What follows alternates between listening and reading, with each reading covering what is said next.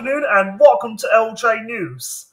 I reached out to Jason about a month after we met to let him know that through the circumstances of family friend's funeral, I will be near his home for a few days.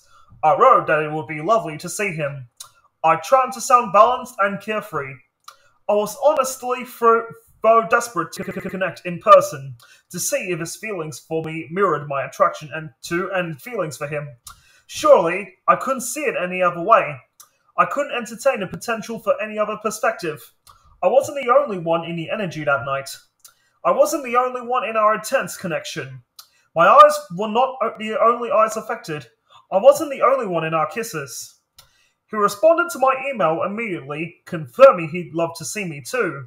I was ecstatic. The emails went back and forth searching for a time that suited us both until silence. The next morning, I received a message. It was brief, unemotive. He thought about my proposition and decided it wouldn't be a good idea for us to catch up or stay in touch. He declared he didn't want to mess with my situation. Oh, and as a final sign-off, he said, look after yourself. I was devastated. I couldn't let it go, though. As I began to construct the reply, my heart began to pound. My mouth became bone dry, and my body temperature felt like it was spiking above 40 degrees. I wanted to hide. I wanted to disappear. And I also wanted to be sick. I didn't allow the emotions or physical sensations to stop me, though. I was brave and I was open, and I showed real vulnerability. And I have never felt in my life been the vulnerable person. I have never in my life shared that the level of openness with anyone. I pressed send. I waited, and I waited, and I waited. A few days later, having not received a reply, I found myself on a beautiful beach as the sun was rising. Pink and purple painted the sky, and cool aqua blue water lapped the shore. It was an extraordinary morning. I had my earphones connected, and as my feet hit the sand, I pressed play on a random Spotify playlist. Diana Ross's incredible song, I'm Coming Out, filled my ears. I began to smile and laugh and cry and all at the same time. I actually broke into a spontaneous run. I am no runner. I intuitively and immediately understood the message was meant for me. My new life was beginning. I was coming out. I didn't know where I was going. I didn't know who would hold my hand, let me cry on their shoulder, or let me snuggle into their arms. I didn't know with whom I would enjoy new experiences, travel, or solve the world's problems. All I did know that morning as I walked the sand with cool water lapping my feet was that my new life was beginning. I felt invincible, open, brave, and vulnerable. My spirit was soaring. My body was alive. It was one of the most incredible mornings of my life. After that amazing morning, I'm Coming Out began my anthem.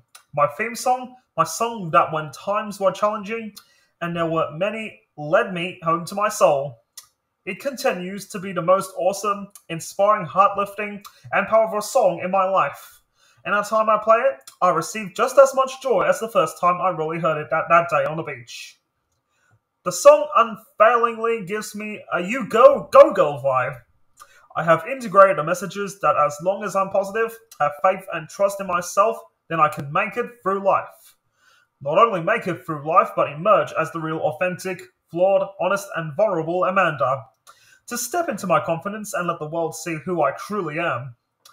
The emotional trip came to an end a few days later without a phone call, email, or text from Jason.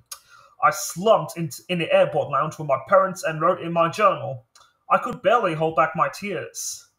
I'm at the airport and feeling thoroughly exhausted. It has certainly been a challenging month. Jason didn't contact me. He either doesn't feel the same way about me or doesn't know how he feels. I desperately wanted to see him. I desperately wanted to know how he was feeling. I wanted to understand if he was okay. I desperately wanted to know if this could be real, if my future really is with him. I wanted to kiss him and have him hold me and just know. I wanted that moment in time again, where we looked into each other's eyes and knew we were home. I take off for Sydney today, and I have to leave him behind.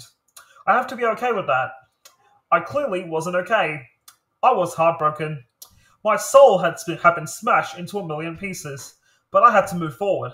Somehow, I had to move forward. The book explores 7 key themes on my road to healing and rebuilding my life on my terms. It begins with a broad theme of back to basics, where I discovered or rediscovered a few simple uplifting pleasures, and at the other end of the spectrum, immersed myself in some very destructive practices. I consider the art of journaling, the meditative and strengthening practice of yoga, and the damaging tool I employed often and liberally, wine. This theme delves into a magical world of music and how it has the power to both lift your spirits and bring you down. The theme concludes with traveling and healing power available when you explore the wider world, but only if you're in the right company.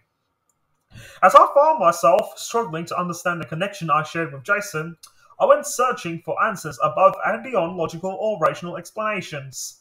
That's how the second theme of discovering spirituality involves. I began my tale, simply enough, with the practice of gratitude. I discussed how I explored everything Hay House and experimented with Louise Hay's practice of mirror work. As my spiritual connection and understandings broadened, I became more open to interpreting signs delivered to me from the angelic realms and experimented with divination, using oracle cards. The last section of spirituality includes a visit to a leisure wellness retreat in the Hunter Valley, which was a real turning point in my understanding of my connection with Jason. I met with the then in-house spiritual healer, and she introduced another possible cosmic tie I have with him. When an experience happens that rocks your world, bringing the proverbial building down on top of you, you recognize quickly where your foundations are shaky and where they are solid and trustworthy. That's the best metaphor for the next theme, the changing landscape of friendships. When I initially told a few close friends about Jason, the reactions were varied. As expected, some worried I was making a life-changing mistake by leaving a good man to walk into the unknown. Some were completely supportive and recognized my foundation had been shaken in such a profound way that I didn't have a choice, and some didn't even bother to ask. I highlight the relationships that strengthened, which brought a richness, depth to connections I never thought possible. And then I explore the opposite, where friendships I had enjoyed for many years were not there for me in a way I expected, rightly or wrongly on my part. As part of my changing friendship landscape, I also introduced to a new people for the next stage of my journey, and I've been blessed with many new authentic and inspiring friends who just get me. It's then time to explore relationships with the opposite sex, aptly titled Looking for Love in All the Wrong Places. I, like many women of similar age, have been socially conditioned that in order to be whole, it is necessary to be in a relationship. For better or worse, the culture of grow up, get married, have children is deeply embedded in my psyche. That indeed, I wasn't complete without a partner. Although I've enjoyed periods of singledom, I've always been more comfortable with someone in my life. I love nothing more than sharing stories of our day whilst cooking dinner together, enjoying some red wine and cheese, and snuggling up on the couch. As a woman with a healthy interest in emotional and sexual intimacy, I recognize an important part of my future would include building relationships with other souls. So here, I divulge my experiences with a few men who have been an important part of my journey.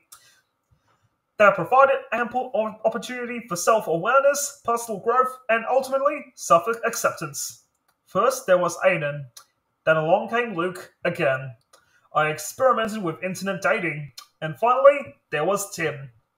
The next theme I explore is the world of energy healing, where I went searching for modalities outside of traditional or conventional medicine on my path of self-discovery. I discussed the profound and wondrous healing that came through kinesiology and transference healing. I was extremely blessed to receive my kinesiologist's clinical perspective of my experience, and she gracefully consented to allow me to include her notes in the book. My exploration of the Chiron wood fruit transference healing has also been critical on the journey back to self, and I am so grateful for the introduction to this practice. Meeting Jason lit the spark within me to begin the exploration of my own soul. While diving deeper and deeper into the waters of my quest, I was introduced to the world of soul energy, soul contracts, soulmates, kindred spirits, and twin flames. As I started learning about these connections, it was tempting to immediately fit the people in my life into one of these boxes. Sometimes the box was fairly obvious, but sometimes it was not. Human reasoning and logic cannot possibly account for the vastness of the universe and the interconnectedness of souls.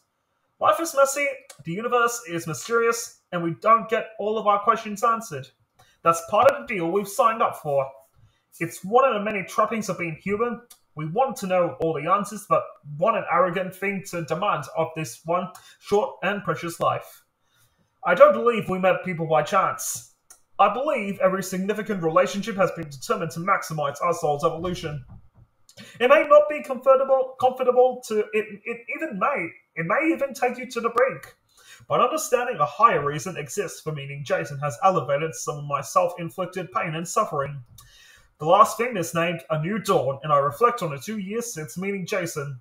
How much my life had transformed, what I had learned about spirituality, soul growth, friendships, relationships, and importantly, how I wanted to show up for my life in my power.